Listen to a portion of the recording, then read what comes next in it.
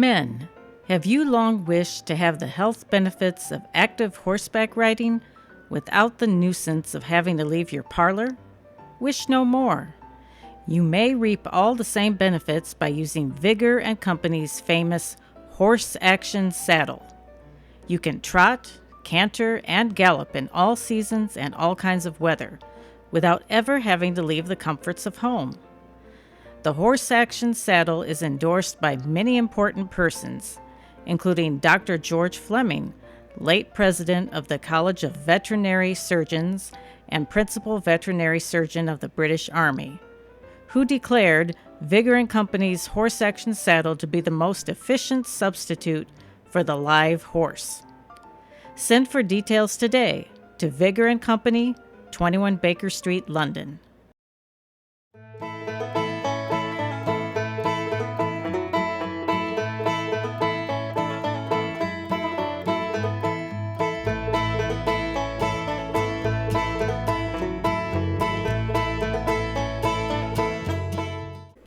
The date was October 16, 1869.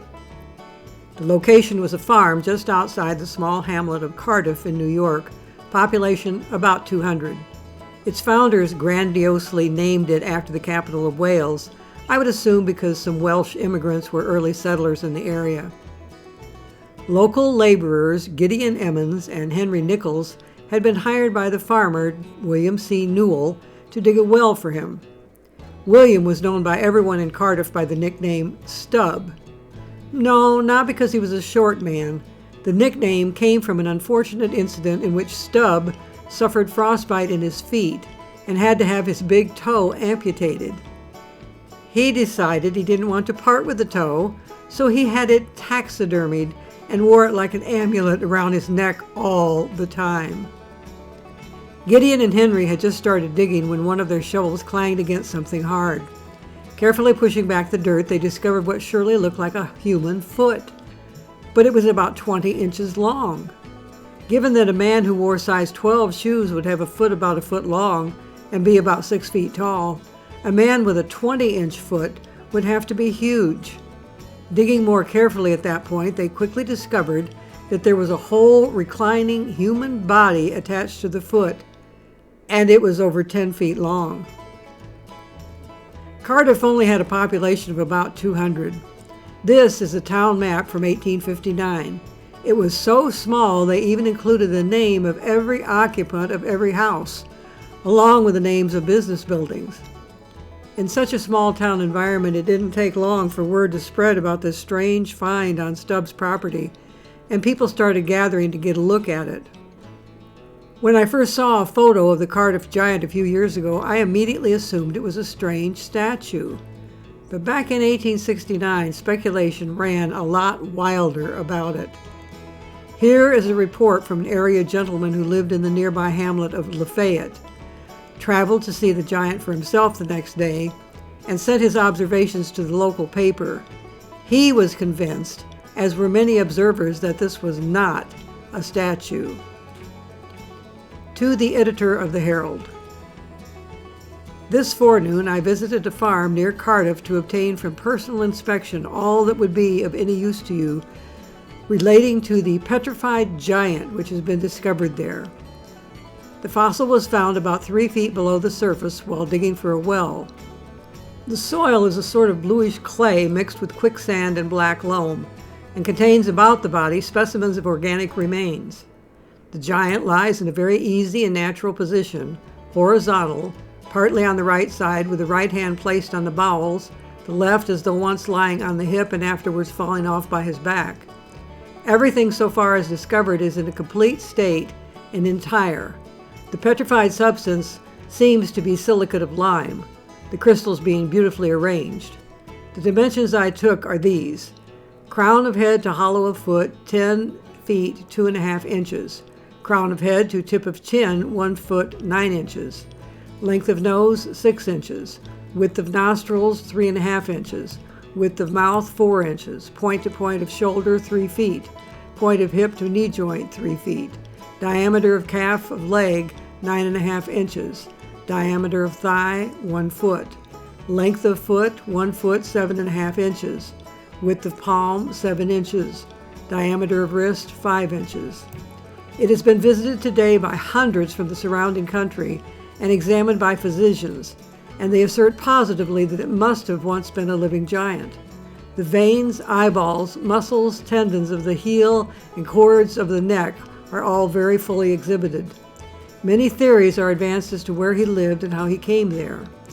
The organic remains in the soil defeat the idea of his antediluvian origin, unless at some more recent period the accumulation of ages were washed away and replaced by more modern deposits. There is a large creek but a few rods from it, and but a very little lower, the land being low and wet around it. Mr. Newell proposes now to allow it to rest as found until examined by scientific men. It certainly is one of the connecting links between the past and present races, and of great value. Notice the article immediately calls the find a petrified giant and a fossil. He then ticks off the amazing dimensions of its body parts. He insists it can't be from someone before Noah's flood, the meaning of antediluvian. And he concludes with an adamant statement that it is surely one of the connection links between ancient and modern races, and was of great value. The author visited on Sunday when having a look at the giant was free to all, but by Monday morning Stubb had erected a tent over the giant in his hole and was charging admission to get a look at the amazing find. That didn't slow down the crowds a bit. They came from every direction in buggies, buckboards, and on horseback. The first 2 days after the find, the Syracuse Journal reported that in Cardiff, quote, men left their work, women caught up their babies and children in numbers, all hurried to the scene where the interest of that little community centered. Stubb had even already engaged the services of a carnival barker from somewhere nearby to give a little spiel to the crowd as they viewed, giving details of the find and dimensions of the giant. It only took a day for the news to reach Syracuse, New York, the nearest large community, which was just 12 miles north of Cardiff. The population there was about 25,000 people, small by modern standards, but in 1869 it would have been considered a cosmopolitan city. Articles in the Syracuse paper like this one, from a day or so later, stirred up enthusiasm among Syracusians that wanted to make the short trip to Cardiff to see the wonder for themselves. The article includes some of the same info on the size of the figure and how it was found as the previous Lafayette news article. But the author also insists that those men he considered the most highly educated and intelligent in Syracuse seemed to be convinced it was a petrified man, not a statue. The news spread quickly across the nation via the newspaper media. By Wednesday, October 20th, news of the astonishing find reached Washington, D.C., with this Syracuse report republished in the National Republican newspaper there. Disagreements were springing up everywhere between factions of people assuming it was a petrified man and others insisting it was a statue. But the real question was, either way, how did it get in the ground behind Stubb Newell's barn? And what is the significance, even down to modern times, of the national debate about the nature of the object?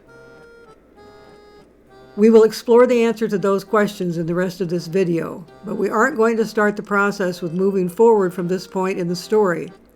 Through the magic of the hindsight provided by the internet, we are going to travel back even farther in time and learn some secrets no one in Cardiff in October 1869 knew.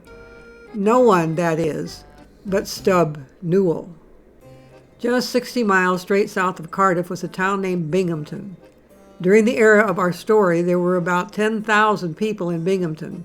It was situated right on the Erie Canal that had been constructed in 1825 and at the intersection of several railroads, making it poised for prosperous growth. This is just an aside from Wikipedia, quote, "From the days of the railroad, Binghamton was a transportation crossroads and a manufacturing center, and has been known at different times for the production of cigars, shoes, and computers. IBM was founded nearby, and the flight simulator was invented in the city, leading to a notable concentration of electronics and defense-oriented firms," unquote. But for the purposes of our story, Binghamton was the home of Stub Newell's brother-in-law, George Hull. George was part owner of the Hull Grumman Cigar Company in Binghamton. But on the side, he was in the business, from a young age, of trying to figure out an easy way to get rich. He had a reputation for going after get-rich-quick schemes, and also for being a con man, or perhaps more kindly, a trickster. American Heritage magazine in August 1975 had a major in-depth article about the history of the Cardiff Giant story. The article described George Hull this way. Hull was a man of unbridled imagination whose reach for the main chance had so far always fallen short. A variety of inventions had brought him disappointing profits, and certain of his tobacco dealings had brought him only trouble with the Internal Revenue laws. A plunge into the study of the natural sciences had led him into alchemy experiments, with predictable results. Never before, however, had any scheme so engaged his full powers of creativity as this one. This one is the origin story of the Cardiff Giant, which American Heritage described as starting this way.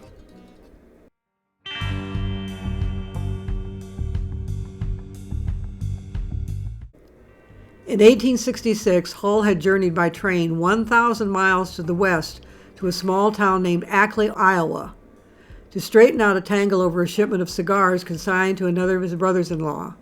Actually, Ackley wasn't even a town yet. It wasn't even incorporated until 1869, so the population was not much bigger than Cardiff. While in Ackley, he became involved in a heated discussion with a visiting revivalist preacher, one Reverend Turk. Turk was likely in town for a tent revival, much like the one shown here. Hull was a confirmed and argumentative atheist, and the revivalist raised his temperature. The debate got around to the biblical reference, "There were giants in the earth in those days," which the preacher insisted on interpreting literally in the face of Hull's scoffing. Then the flash of inspiration. Suddenly, Hull later related, he thought of making a stone statue and passing it off as a petrified man. Although Hull was flamboyant in his schemes at times, he also was capable of an extraordinary amount of patience when working out the details of how he was going to pull off a particularly grandiose con, the biggest, most flamboyant, the most wild and crazy of his life. He mulled the idea over and over for 2 years. But finally, in June 1868, he was ready to put the plan in motion. He returned to Iowa. 65 miles west of Ackley, near the city of Fort Dodge, Iowa, were gypsum quarries. In fact, Fort Dodge sits on top of one of the largest gypsum mineral deposits in the world. Ground gypsum is used as a fertilizer and is the main constituent in many forms of plaster, drywall, and blackboard or sidewalk chalk. Compared to harder minerals like limestone, gypsum is relatively soft, and if left in solid blocks can be easily carved into statuary, although such statues would be easily worn down by weathering if kept outdoors. At first, Hull's plan was really grandiose. He bought a little plot of land in the area that had gypsum and engaged a quarryman to cut a gypsum block 12 feet by 2 feet. He planned to ship this block to Chicago via train, where he had engaged a stone cutter and 2 sculptors to turn it into a massive statue. But the 12-foot block ended up weighing 5 tons. Attempts to reach the railroad 40 miles away hauling that load failed miserably. He managed to break down several bridges along the way and finally broke his own wagon. So he scaled back his plans quite a bit and hacked off almost 2 tons of gypsum. It was a bit disappointing to him, no doubt, but it did make it possible to get it to the train station, where it would be put in a railway car and taken to Chicago. In Chicago, it was delivered to German immigrant stonecutter Edward Burkhardt and his 2 assistant sculptors, Fred Morman and Henry Sally. Burkhardt normally used his stonecutter skills to make angels for tombstones. The men were all sworn to secrecy about the project and worked only during off hours and Sundays on it. Evidence seems to indicate that the rest of the family didn't know what the project was all about at the time. The project was to create a reclining statue over 10 feet long, modeled directly from the body and head of George Hull himself. Hull had studied petrifaction enough to understand that hair does not petrify, so they didn't include his thick hair and mustache or beard. He decided there should be no clothing on the naked man. The somewhat bent position of the legs wasn't originally planned. It's just that after 2 tons of gypsum had to be removed, the total length of the statue had to be almost 2 feet shorter than the plan. Instead of shrinking the whole sculpture down 2 feet, the sculptors just bent the legs enough to make them fit at the original size. As one article on the web about this matter explains, the giant was a giant in every respect, requiring the attachment of a sizable fig leaf in the woodcut illustrations that later appeared in newspapers and pamphlets.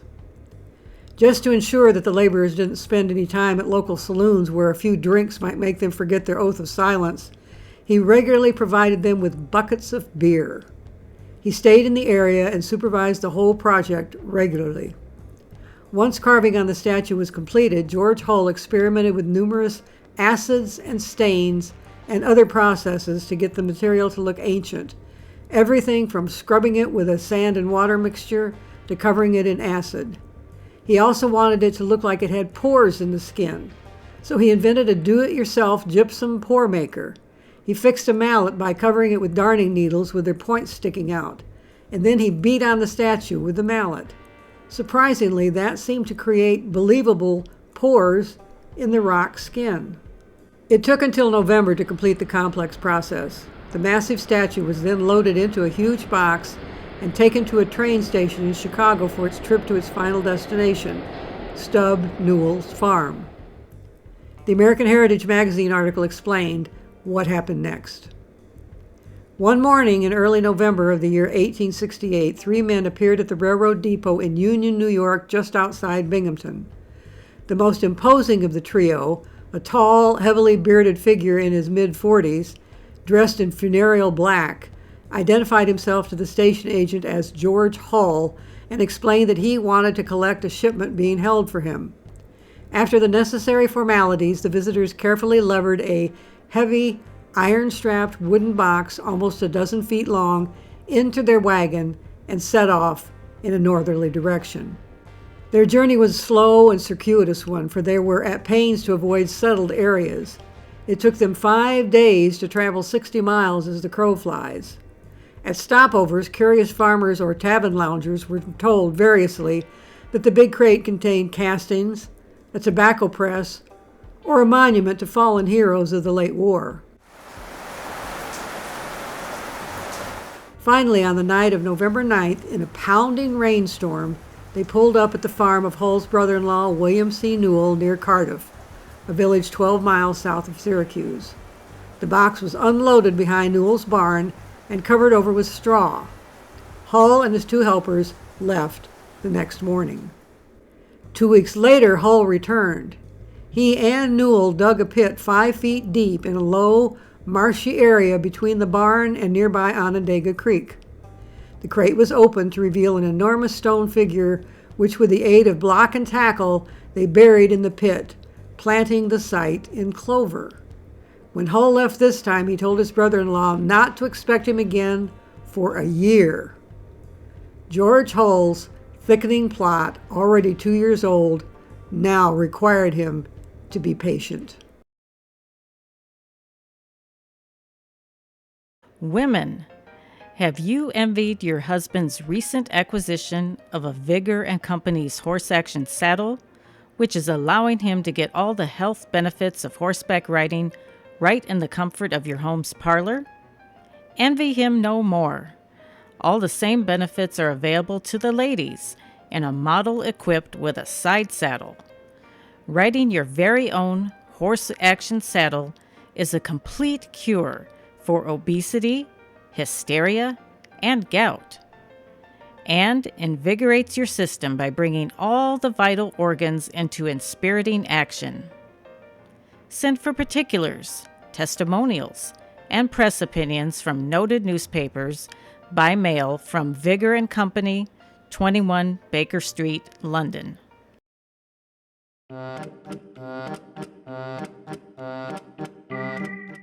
So far, he'd spent $2,600 on the hoax, equivalent to $57,000 in modern cash.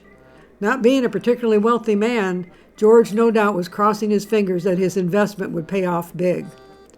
Which brings us back to the spot in the story where we started.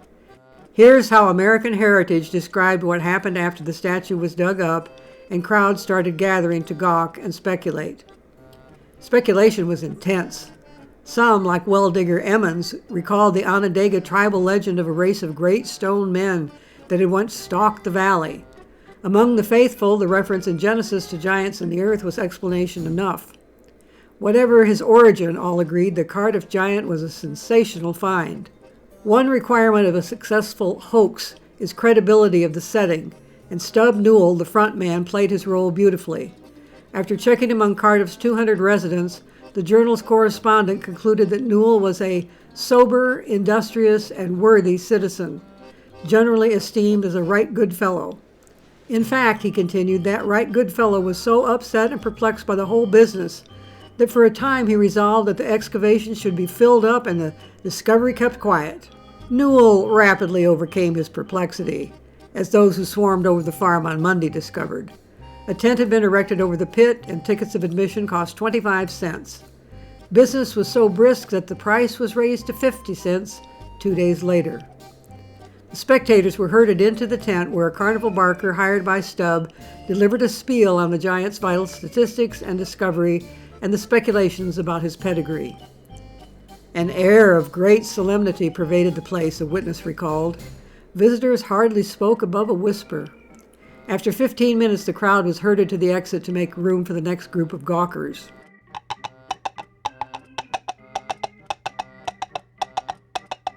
As the Syracuse papers spread the news, Newell's business grew by leaps and bounds.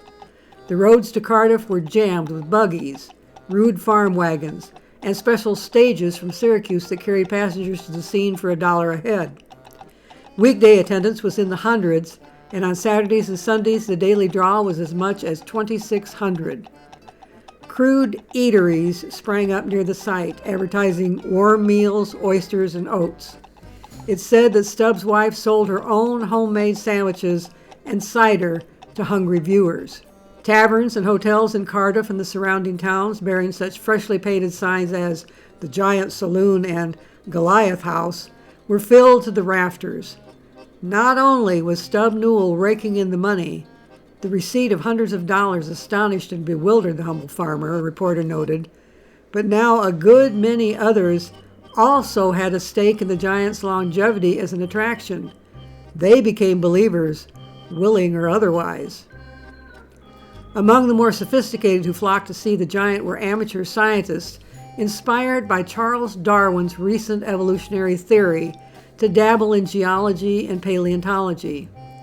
Darwin had published his first book on the origin of species by natural selection just 10 years earlier in 1859, and debate was still swirled around it between scientists and religionists, as it ended up doing from then clear up to the present. Geology is quite a new science, noted the Syracuse Standard. It depends on observation, and all that it teaches us is that a fossil giant never was discovered until William C. Newell dug his well at Cardiff. Local tales of past findings of strange fossil forms and oversized skeletons and human remains turned hard as stone were trundled out to buttress the arguments of the petrifactionists. The element of luck entered the scene along with the first so-called experts who came to view the giant. A local lecturer on scientific matters, Dr. John F. Boynton, was quick to point out that no evidence existed for the petrifaction of flesh. The giant was therefore not a petrified human from biblical days or any others. He was, however, a figure of nearly equal interest. The Cardiff Giant, Dr. Boynton theorized, was a magnificent statue, carved some 250 years before by a French Jesuit priest to awe the local Indians. Yes, good old Dr. Boynton at least realized that it wasn't a real human, but a statue. But he didn't hesitate to pontificate outlandishly without a hint of evidence about what he thought of the person behind the creation of the statue. American Heritage noted, "The chin is magnificent and generous," Dr. Boynton wrote. "The eyebrow, or superciliary ridge, is well arched. The mouth is pleasant. The brow and forehead are noble." The figure was definitely, quote, "the Napoleonic type," bearing a striking resemblance to both George Washington and former New York Governor DeWitt Clinton, as shown in these portraits. The Reverend S.R. Calthrop of Syracuse embraced the Boynton statue theory and offered his own embellishment. The unknown French sculptor, he announced, was a man of noble original powers, someone with a righteous soul sighing over the lost civilization of Europe, weary of swamp and forest and fort, who, finding this block by the side of the stream, solaced the weary days of exile with pouring out his thought upon the stone. The giant, the Reverend Mr. Calthrop concluded, represented a heroic Northman shot through the back by a poisoned Indian arrow. What a shame we have no record of what George Hull's reaction was to these grandiloquent words. For of course that heroic Northman with the noble brow and forehead was actually the spitting image of conman and humbugger George Hull. I would assume if he read those comments, he was very pleased and flattered. And then there were the Christian apologists who desperately wanted this Cardiff Giant to validate their religious beliefs and the credibility of the Bible. They waxed eloquent in letters to the editor of newspapers all over the land with attempts at challenging the theories of the statuists. How could it be a statue with no pedestal or base? Who would make a statue of a reclining figure obviously in pain? And the exquisite naturalness praised by so many, that was beyond the reach of sculptors. It had to be a real person made by God and preserved by him to be found at just the right moment to counter the recent claims of that pesky Charles Darwin. Yes, the Cardiff Giant, according to many devout Christians, could be nothing except a petrified man. Hull and Newell were no doubt happy with this heated debate because it kept everybody busy and not speculating on a more mundane explanation such as a hoax. Besides, the debate was very good for business as everyone wanted to see with their own eyes what the hubbub was all about and come to their own conclusion. But Hull was a practical man, even though he was also a grandiose man. He realized the debate couldn't go on indefinitely, and as it heated up day by day, he decided to cash in on his hoax and make the profit on his efforts as early as possible and move on to other projects. Just 1 week after the shovels unearthed the giant, a 5-man group of area men, headed by a man named David Hannum, paid Stub Newell $30,000 for a 3/4 interest in the giant. Hull stayed in the shadows, keeping his name out of the whole thing. Stubb then quietly transferred from his bank a large proportion of that $30,000 to Hull. I didn't find mention of just how much he shared with Stubb, but he no doubt still made a profit of over $20,000 on his investment, which would have been over $400,000 in purchasing power in modern money after accounting for historical inflation. Yep, not a bad return on investment in just 2 years. American Heritage described what happened next. On November 5, 1869, Hannum had the giant disinterred and shipped to Syracuse, where exhibition and promotion possibilities were considerably better. In this new setting, the giant was a bigger hit than ever. The New York Central added a special rest stop so its passengers could make a quick inspection of the wonder of the age. The proud citizens of Syracuse gathered him to their hearts, even giving him a number of write-in votes for local office in the November elections. The syndicate began to schedule bookings for a tour of eastern cities. However, Hull's hoax was now starting to come unraveled. Skeptical reporters were asking hard questions. One local paper ran the headline, "Scientific Official Report of the Recent Scientific Examination of the Stone Giant," over a column that was entirely blank. More devastating was the report of the brilliant Yale paleontologist Othniel C. Marsh, published November 25th. After inspecting the giant, Marsh was blunt and to the point. "It is of very recent origin and a most decided humbug. I am surprised that any scientific observers should not have at once detected the unmistakable evidence against its antiquity." He pointed out fresh tool marks and smoothly polished surfaces, both of which would have been roughened by lengthy exposure in the earth. Dr. Boynton took a second and closer look and ruefully acknowledged that rather than 250 years, the giant's age was probably closer to 250 days. The clincher was the story leaked out of the Onondaga County Bank that Stub Newell had withdrawn a sizable sum from his account in the form of a draft drawn to one George Hull. This jogged memories. Local farmers remembered Hull with the wagon carrying that great iron-bound box seen on the road south of Cardiff the year before. Fort Dodge quarrymen recalled Hull's purchase of an outsized block of Iowa gypsum. Tracked down in Chicago, the stonecutters Mormon and Sally confessed their role in the hoax. By then, Hull had seen that the jig was up, and early in December 1869, he admitted the whole story. You'd think that would be the end of it, wouldn't you? If so, you'd be naively wrong. Humbugs don't die easily.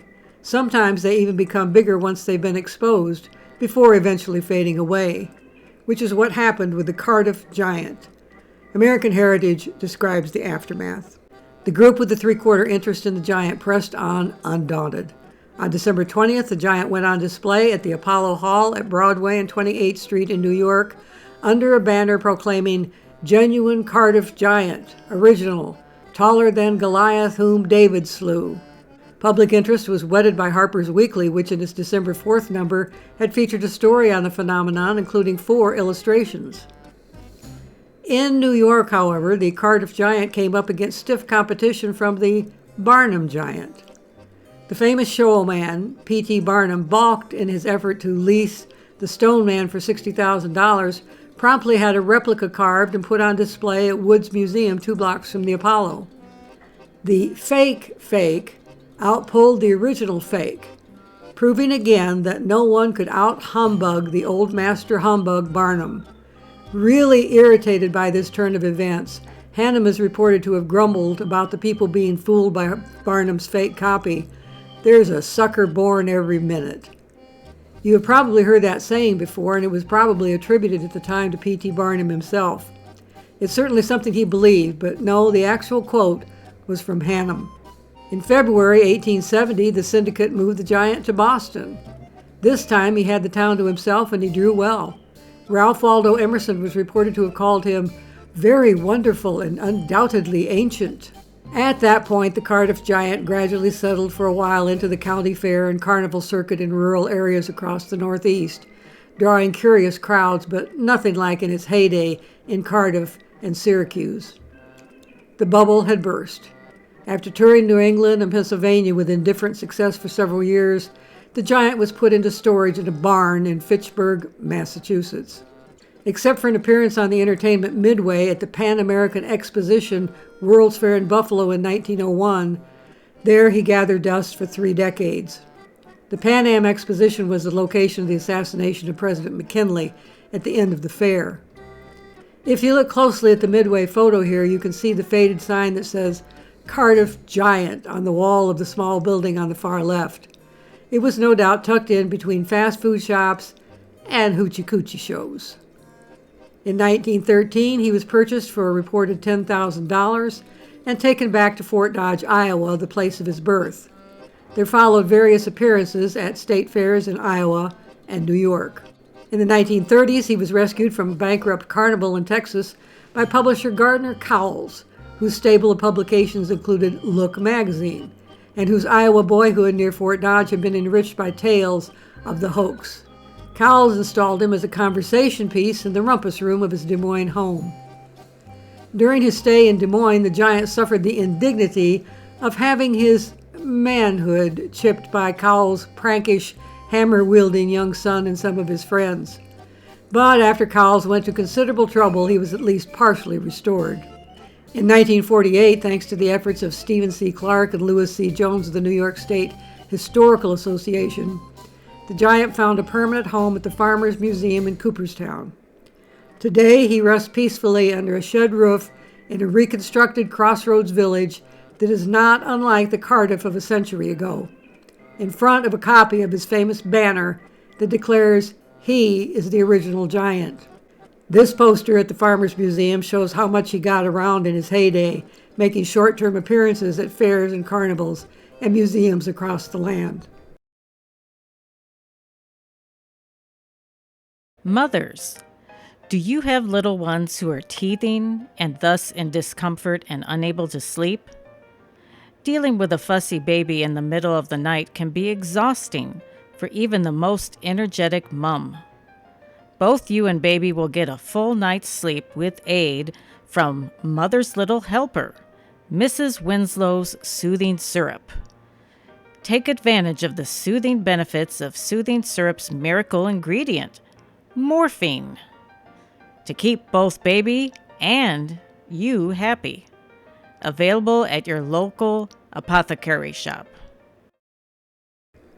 Barnum's fake of a fake Cardiff Giant is on display at Marvin's Marvelous Mechanical Museum. Marvin's Marvelous Mechanical Museum is a big, wild, and crazy arcade and museum located in a big box store in a strip mall in Farmington Hills, Michigan, near Detroit. It is devoted to a large collection of coin-operated animatronic dummies, mechanical games, and just plain old curiosities. Exhibits include, for example, the classic Romani fortune teller machine that used to grace so many carnival sideshows. Most of the machines at the museum are still functional, and visitors are encouraged to use them. Marvin's is open 365 days a year.